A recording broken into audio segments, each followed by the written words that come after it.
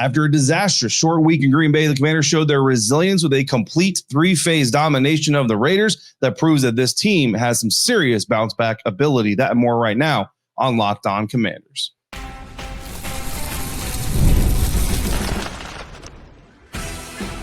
You are Locked On Commanders, your daily podcast on the Washington Commanders. Part of the Locked On Podcast Network, your team every day.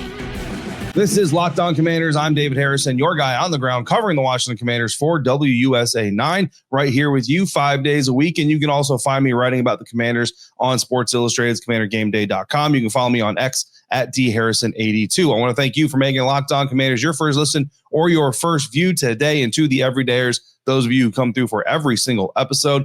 A special thank you goes out to you for coming through yet again for this episode. If it's your first time here, thanks for coming through. Hopefully you like the show and you come back for more. Coming up on today's episode, our after action review. We're going to go over our game plan for the Washington Commanders to beat the Las Vegas Raiders. Look at how they actually beat the Las Vegas Raiders and see where we were right, where we were wrong, how we matched up with the real life thing. All that coming up on today's episode of Locked On Commanders, a proud part of the Locked On Podcast Network, your team every day. And today's episode is brought to you by FanDuel. Right now, new customers to FanDuel, you bet just $5. And if that bet wins, you'll get $300 in bonus bets to use across the app.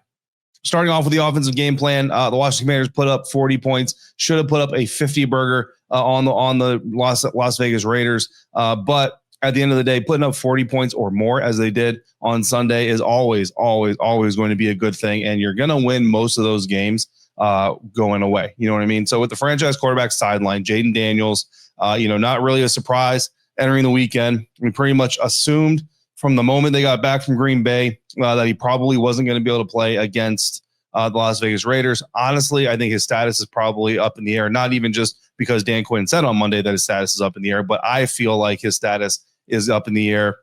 Definitely a potential that Marcus Mariota plays against the Atlanta Falcons as well, just like he did against the Las Vegas Raiders. But the next man up mentality, that was basically the theme of the week, because not just Jaden Daniels missing at least this one game, but Dietrich Wise Jr., the defensive end being lost for the season, Austin Eckler being lost for the season, cornerback Jonathan Jones getting put on IR, so on and so forth. And of course, we know that the Commanders also suffered further injuries. Will Harris, the safety, broken leg.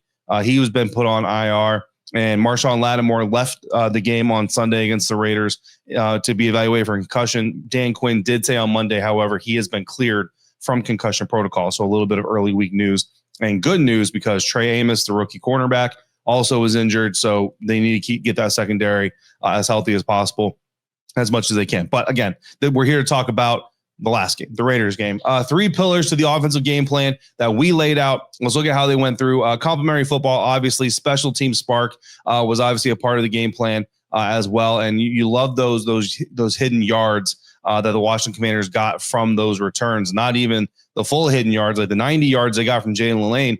No hiding those yards, right? 90-yard punt return touchdown.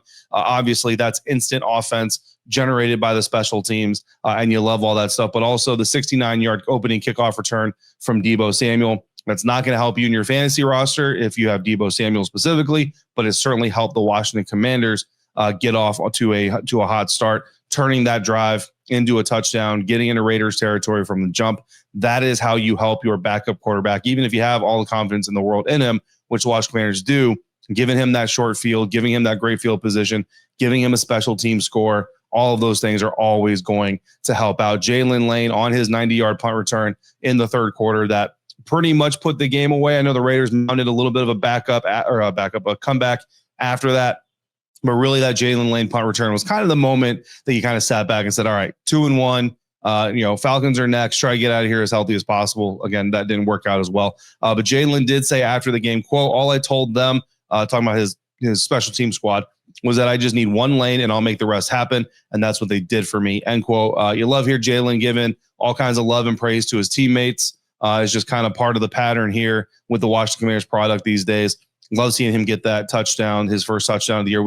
I've been talking to Jalen in the locker room about, the moment he scores that first touchdown for a little while now, because I am not a person who believes in curses or in jinxes and all that stuff. So I openly talk about that stuff with these guys, and they're okay with it. Trust me. But yeah, great to see him get that. And it came in the third quarter. And then the beginning of the fourth quarter, the Washington Commanders, Northwest Stadium staff playing Metallica's Enter Sandman. It's kind of become a tradition there in Northwest. And, so the timing was really great. And it just kind of had a really good vibe to it. Hopefully, I think more and more when they play that, like I know there's some Vatek fans in the Commanders fan base, so they know and they're kind of showing everybody. But I'm looking forward to the day where every Commanders fan is on board. Like it's okay to adopt. It may have started in college with Vatek, but there's a lot of Vatek fans in the Commanders fan base. Like I just said, let's adopt it here in Washington. It's electric. It's dope. It's all the good stuff. You know what I mean? When you hear that Enter Sandman, that drum beat, that bass line start to drop, get up out of your seat, jump around a little bit. It's very intimidating to the opposing players and very electric for the home crowd, for the home team to see you guys doing that. So anyway, that's another tangent. Man, we're just branching off. This is what happens when we do early morning recordings. I got all the energy in the world. DQ called the execution. Other special teams, quote unquote, complimentary football. The team being quote unquote at our best. Specifically, he's talking about the return game, obviously, because we know Matt Gay did have the one missed field goal that you want to clean up. But that's the first pillar. The first pillar of the game plan, obviously, is to get that done. Next, you have a trench takeover, right? Operating the running game.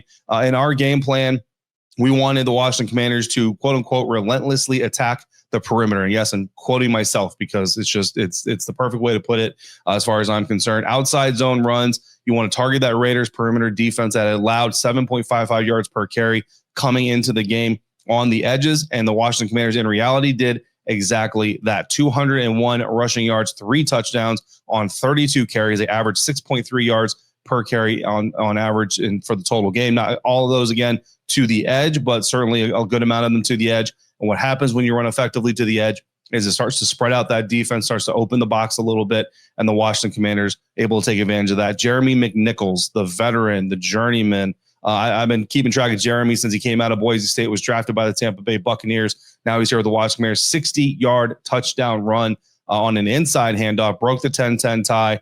Marcus Mariota called that run, or said about that run, quote, really opened some things in the passing game, end quote, because when you get gashed like that as a defense, it hurts and it impacts you. So great moment there. I expect Jeremy McNichols to win the Angry Runs Award this week on Good Morning Football on NFL Network. If he does, then that would be 3 weeks in a row the Washington Commanders are involved in the Angry Runs winner. Unfortunately, the first 2 weeks they were the losers. I mean, the team didn't lose, but like Cam Scatterboot, New York Giants won it against a Commanders defender. Jordan Love, week 2, won it against Commanders defender. So now let's get the Commanders a win in the Angry Run segment, Kyle Brandt. So looking forward to that. Pillar number 3, the Marcus Mariota game plan. We talked about Marcus Mariota being a capable veteran who can operate the offense. It's going to be different. It's not going to be completely drastically changed. It's going to be slightly different. Marcus, I think, was fairly flawless, right? I mean, you have that fumble early in the game. Obviously, that's not going to be flawless, but 15 for 21 passing, 270 yards, a touchdown, 118.6 passer rating. Really just good numbers. Had 40 yards rushing, had that rushing touchdown. Great numbers for Marcus Mariota in his first start since 2022. 2-yard touchdown run capped off that opening drive, set up by that 69-yard kickoff return by Debo. DQ called Marcus's performance, quote unquote, the quintessential Marcus. He felt very much in control of it, end quote. And yeah, that's the confidence that everybody had in Marcus entering the week. And he just went out there and he showed it on game day. While the offense and special teams were putting on a show, the defense had a sack party of their own, generating the kind of relentless pressure that we have been wanting to see. We'll talk about that and more coming up next on today's episode of Locked On Commanders, part of the Locked On Podcast Network, your team every day.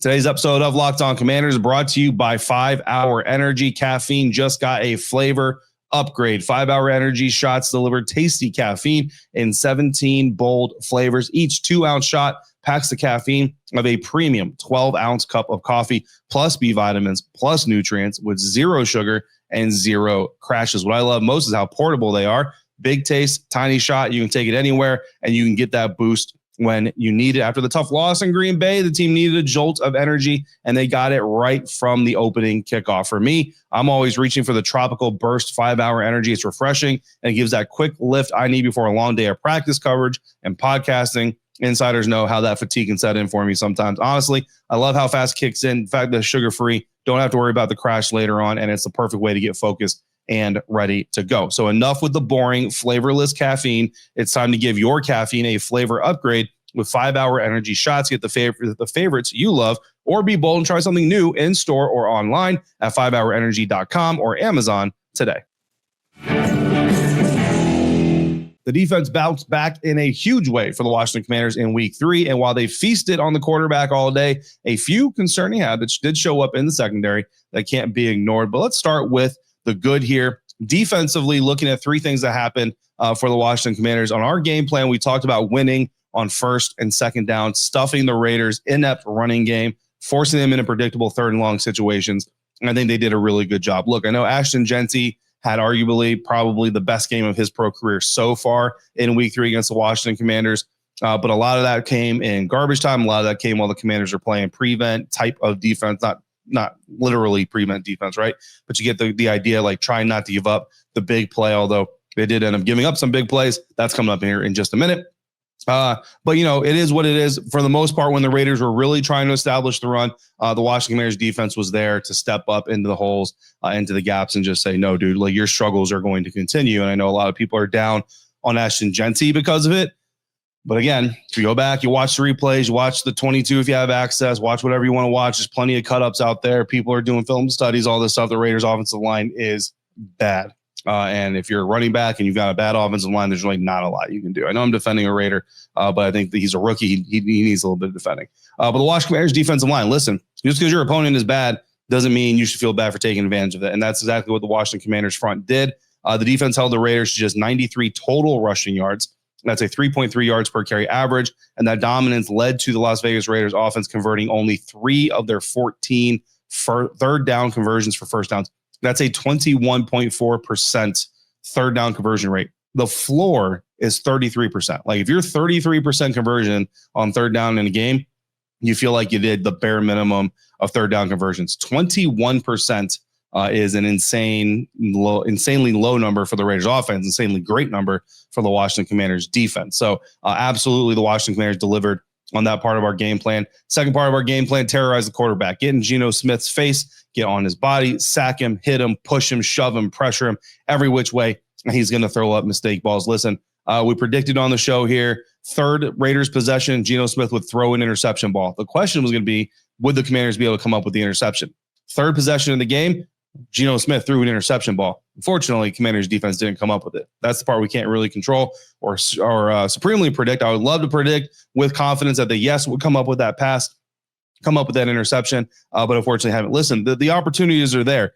Twice this season, we have predicted accurately here on Locked On Commanders an interception opportunity for the Washington Commanders. Week 1 against Russell Wilson on a moonball shot late in the game, just trying to catch back up. We predicted that shot would be there. The shot was there. Quan Martin came up with that interception, but a flag that I still contend was BS, thrown on Bobby Wagner, negated. I think it was Bobby Wagner, whoever it was, negated that interception, took that away. And then week 3, drive number 3, Raiders quarterback Geno Smith throwing up a gift for the Washington Commanders secondary. Unfortunately, just not able to come up with it. Honestly, the Raiders receiver that was targeted on that terrible pass really saved the day there, because Trey Amos was about to come up with that thing. And if you watch, the receiver actually pulls him back and keeps him from getting his extended arms on the pass.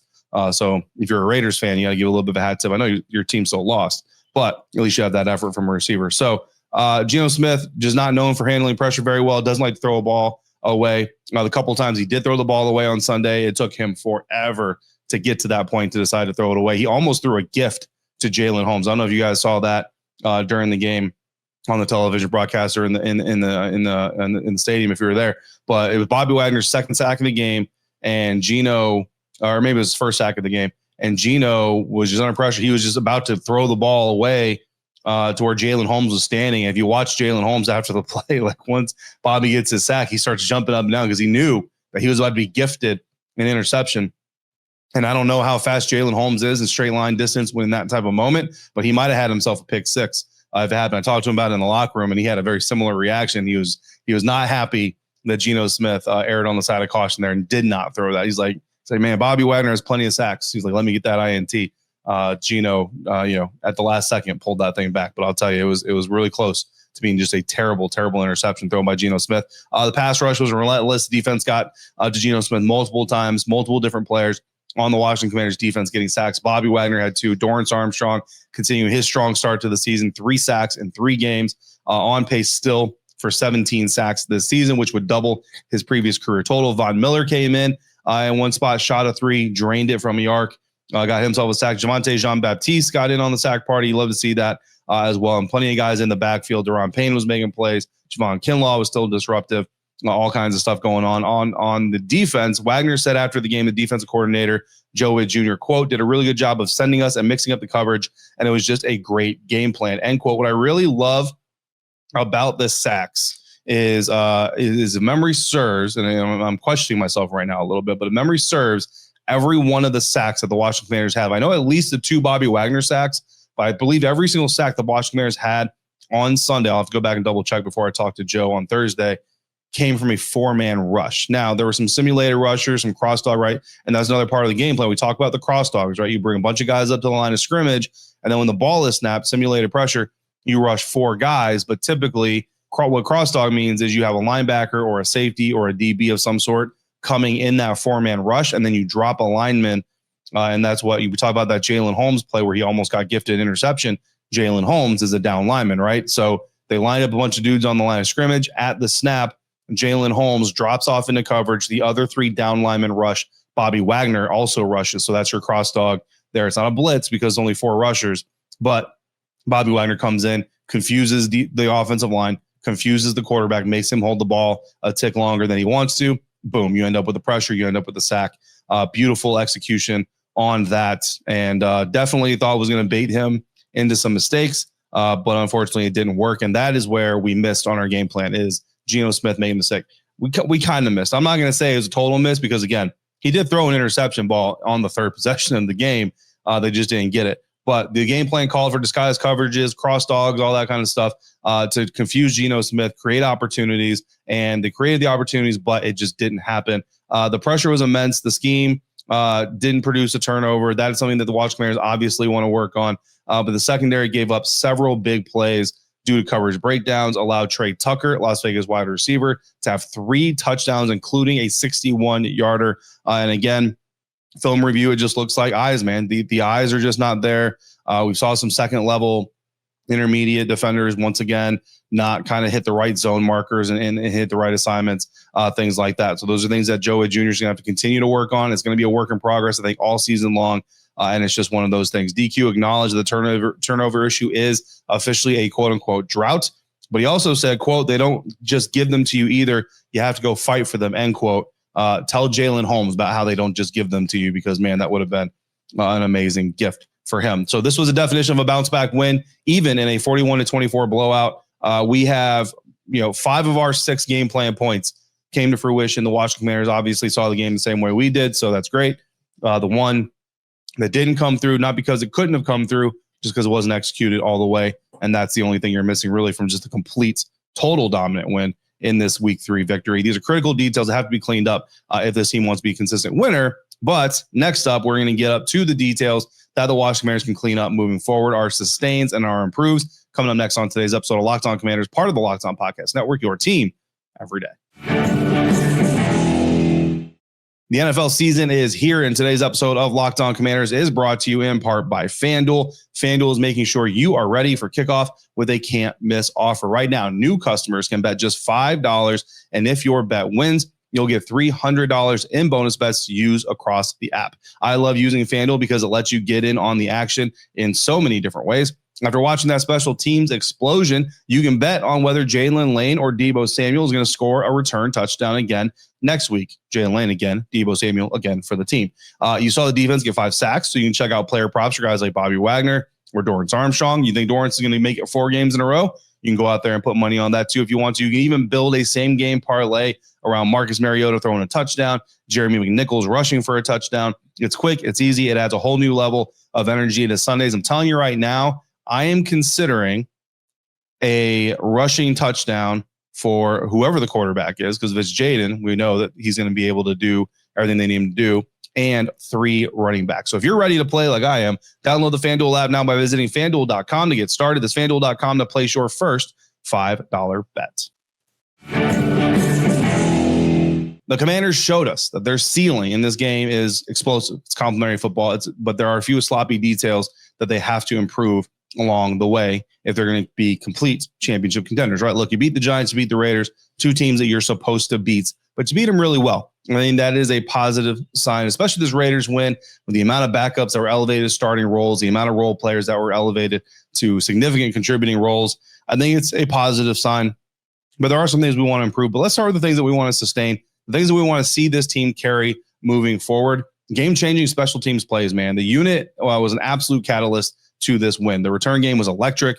Deebo Samuel, Jalen Lane. The blocking was on point. The lanes were open. I mean, it was just a total unit victory. Larry Izzo, man, take a victory lap after this game. Special teams coordinator for the Washington Commanders. You want to see that special teams effort moving forward. I haven't forgotten about the other part. We're going to get there. The next man up mentality. This team showed its depth. We talked all week about how being around these guys, being at the practice field, being in the locker room, this didn't feel like a team that was missing its starting quarterback. It just felt like a team that was getting ready for another game, wanted to redeem itself after a bad week 2 loss. And that's exactly what we saw on the field with Marcus Mariota and all these other run plays. Bobby Wagner talked about the mindset after the game, said, quote, even though you're not a starter, your moment could come at any given point. When you have a game like this, you feel like the guys are listening, end quote. And I love that quote from Bobby Wagner. I think it perfectly sums up what happened on the field in week 2. Final thing we want to see moving forward, physical dominance on the ground. This is twice now this season that the Washington Commanders have put 200 plus rushing yards on an opponent. You want to see that continue to move forward. They were shut down in week 2, but they reestablished identity. 201, like I said, 3 rushing touchdowns, definitely a return to form, and they held the Raiders to just 93 rushing yards. So you talk about winning the trench battle, winning the line of scrimmage, the Washington Commanders doing that over and over again on Sunday. 3 things you want to improve: eliminate that coverage bust. We just talked about it. Trey Tucker, 3 touchdowns, a 61-yarder involved in there. DQ called those plays quote-unquote unacceptable. And those explosive plays, they point to communication breakdowns, eye discipline breakdowns. They got to get fixed. I think they got better, but they got to get fixed. Ball security. The first quarter fumble by Marcus Mariota inside the Raiders 30 is a mistake that you can't have. It's a mistake that against better teams could lose you that game. Do those kinds of things. That's a touchdown drive. Like, I'm convinced the way they were moving the ball, that's a touchdown drive. You just gave up a touchdown. So you get that touchdown, you get the kick that Matt Gay missed, and now you're over 50 instead of over 40. Over 40 is great. Over 50 is even better. Speaking of Matt Gay, he rebounded by making a 56-yarder, got it, but he missed that 37-yard attempt. Dan Quinn said it's a, quote, concentration lapse we cannot afford. Also said, quote, there's a difference between hitting it well and making it, and so making it, that was a big deal, end quote. And I think that is important. Matt Gay has a cannon of a leg, but just because you can boom the ball a long way, if you can't boom it in the right spot, doesn't really matter. They got to get Matt Gay on board there. It does not look like they're bringing in competition. Does not look like Matt Gay is on the line. And as the game went on, guys, I was like, all right, this dude's making a lot of kicks. He's making these extra points, making this field goal. Like, you know what I mean? It is what it is. Again, I'm a fan of competition. You see this team putting competition all over the place, including apparently, according to Dan Quinn, at their 2 guard positions. Yeah, there's nothing more I can say about it. Competition at the kicker position, not happening. Look, I like Matt a lot. Cool dude. Love talking to him. Hopefully gets it righted. Hopefully this is a story where at the end of it, we can all say, hey, we all should have calmed down. Obviously, the team knew what they were doing. I would love to be able to say that in the storyline, but just like you, all of us in the press box, well, I can't speak for all of us, but I'll just tell you, me in the press box, every time Matt Gay comes out for a kick, I get a little bit nervous. So that's going to do it for today's AAR episode. What was supposed to happen in our game plan, what went down, how it mirrored what we thought would happen. 3 things to keep moving forward, 3 things to improve moving forward. That is how we do it every Tuesday here on Locked On Commanders. In the meantime, if you got questions or comments, you can text me directly by going to Locked On Commanders, becoming a Locked On Commanders insider. Join subtext.com/Locked On Commanders. What I'm supposed to tell you before that is on our next episode, we're going to start our look at the Atlanta Falcons. I'll be spending all day Tuesday diving into their tape, their stats, their tendencies, seeing if I can bring you some good information. But we're going to have our mailbag episode. That's where you can get in on it. Join subtext.com/Locked On Commanders. Send me your mailbag questions, your topics you want discussed, and we will go from there. Woo, that was brutal. The NFL season is here. For your next listen, check out Locked On NFL. Tyler Rowland in the morning, Tony Wiggins in the afternoon. Locked On NFL on YouTube, wherever you listen to your podcast. To the everydayers, I see you. I appreciate you every single day. And I thank you especially for coming back through today. Until next time, everybody out there, be safe, be kind to one another. We'll talk again real soon right here on Locked On Commanders, part of the Locked On Podcast Network, your team every day.